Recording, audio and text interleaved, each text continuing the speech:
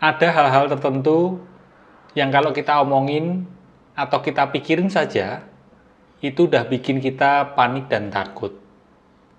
Nah, kalau kondisi seperti itu, apa sih yang sebaiknya kita lakukan?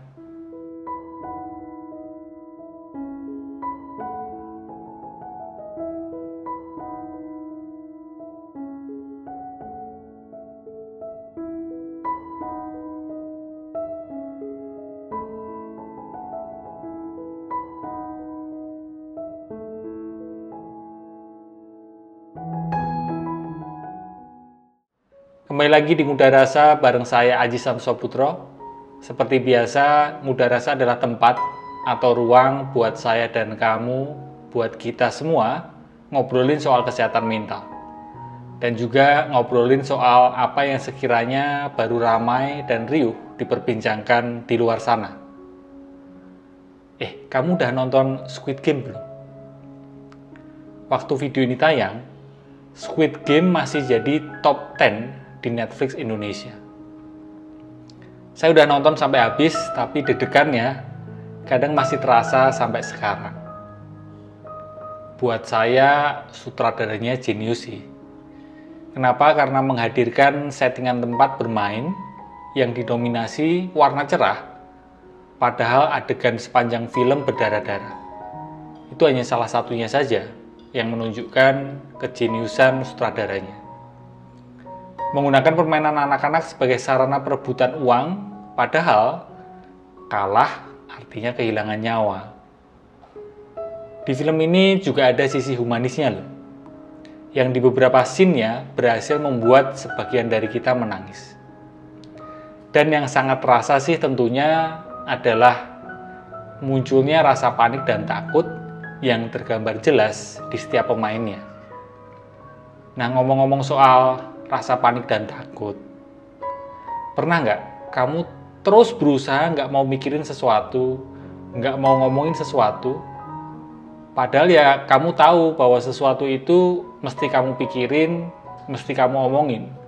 Misal, soal hubungan cinta, soal karir, kerjaan, kesehatan, ataupun hutang. Berusaha terus menghindar dari obrolan mengenai itu. Kepingin sekali menghilangkan pikiran-pikiran yang terkait dengan hal itu. Nah, kalau seperti itu, apa yang sebaiknya kita lakukan supaya kita bisa lebih tenang?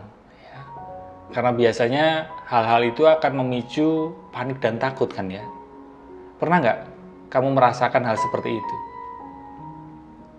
Nah, ini ada beberapa saran.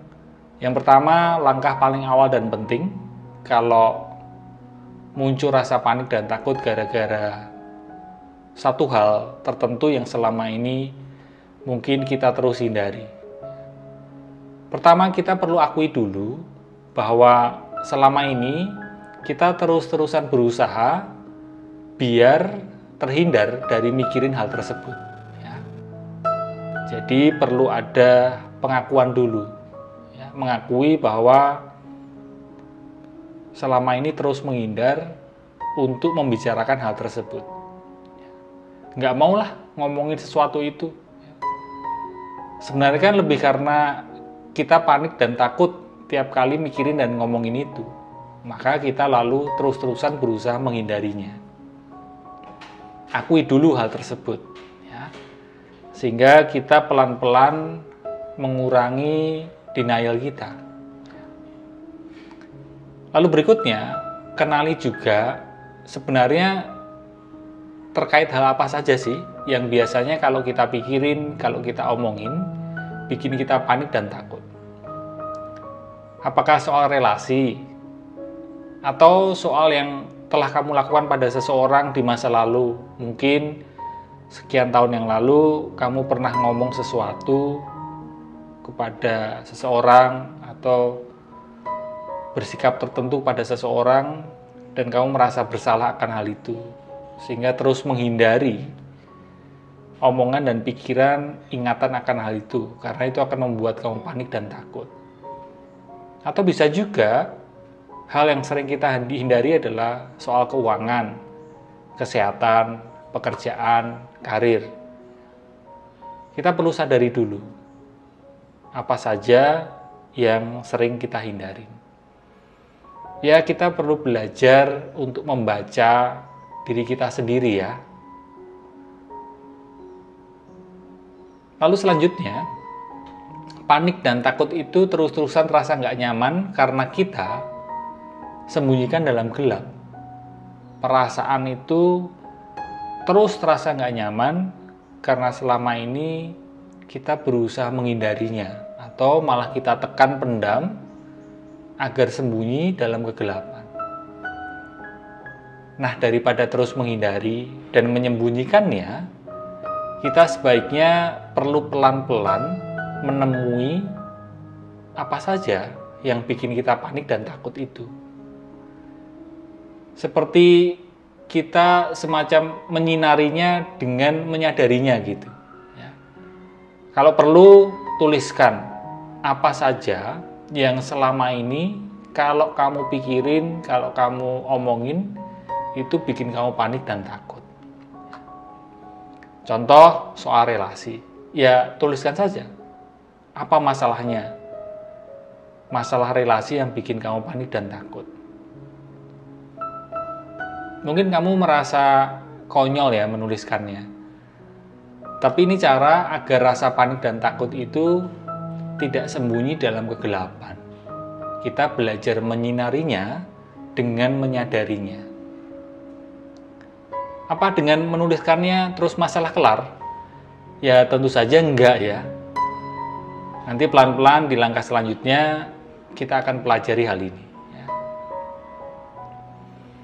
Kalau kita sangat takut menemui dan menuliskan yang bikin kita panik dan takut, kita bisa juga tanya ke diri sendiri.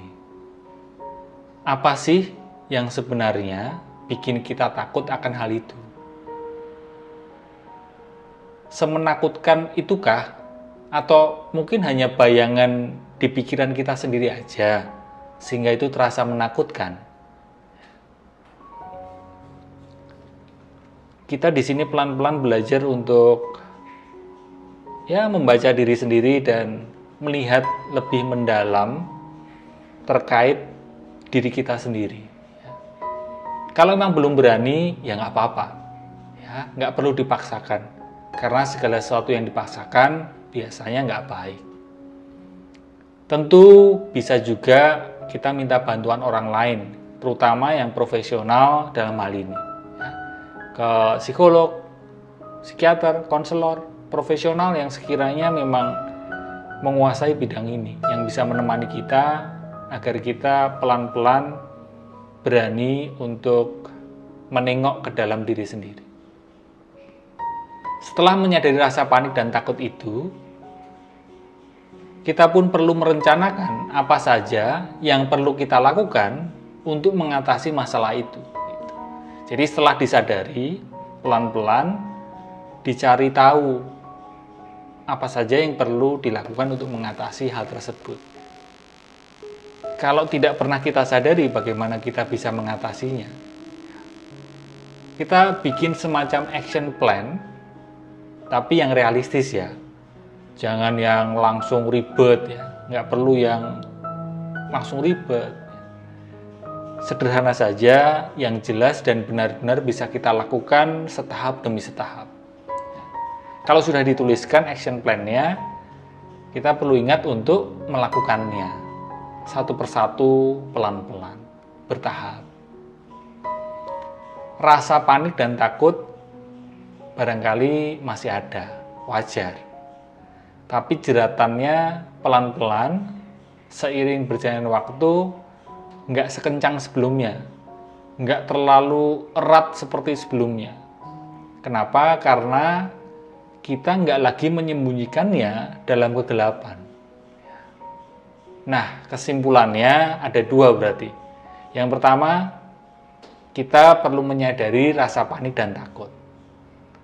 Tuliskan apa yang bikin kita panik dan takut, karena kalau terus kita sembunyikan dalam gelap, kalau kita berusaha nggak mikirin, nggak mau ngomongin terus-menerus, malah rasa panik dan takut itu akan makin menjadi-jadi menguasai diri kita. Itu yang pertama. Nah, yang kedua, pelan-pelan setelah disadari kan, kita bikin action plan yang sederhana, nggak ribet, dan lakukan pelan-pelan bertahap. Nah, itu tadi kita belajar bersama pelan-pelan bagaimana menyikapi rasa panik dan takut ya. Sekian video kali ini, terima kasih loh kamu udah nonton sampai akhir video ini. Semoga bermanfaat dan semoga kita semua bisa menerima kenyataan seapa adanya ya.